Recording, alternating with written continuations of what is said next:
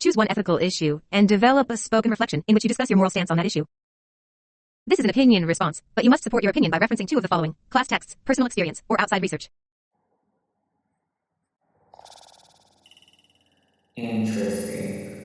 Ha! I never thought I would talk about cheating for a school project. Unless I was giving advice to a friend on how to cheat on a school project.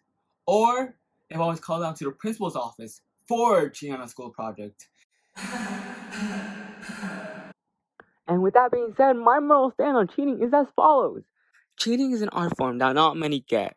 Cheating may sometimes be a detriment, but it does have some benefit when successful. Yes, in some cases it's immoral and a tiny bit dishonest and unfair, but that's why you gotta know where and when to cheat and how to cheat properly. Otherwise, you shouldn't do it. Now, let me give you a class example. Good morning, children! Right in front of me is an ethical dilemma. To be precise, it's dilemma number 2. The last thing you want in your ethical dilemma is regret. But as it turns out, that might be what you get.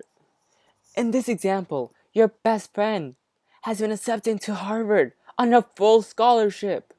Unfortunately, her mother has become very sick, and she also has to take care of her younger siblings.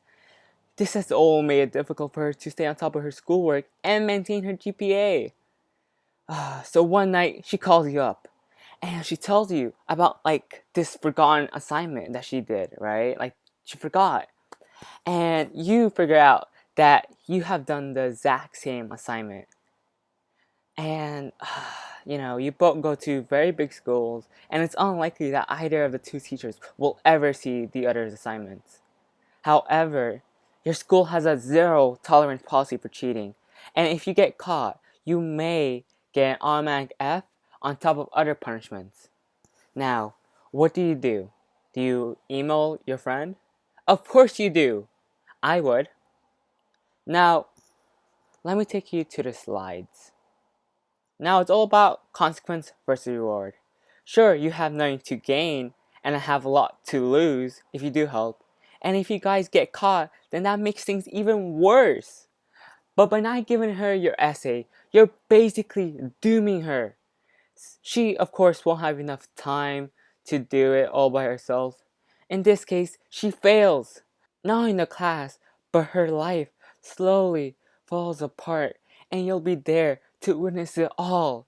You'll see her slowly falling apart, while knowing this could have been avoided if you just gave her your essay.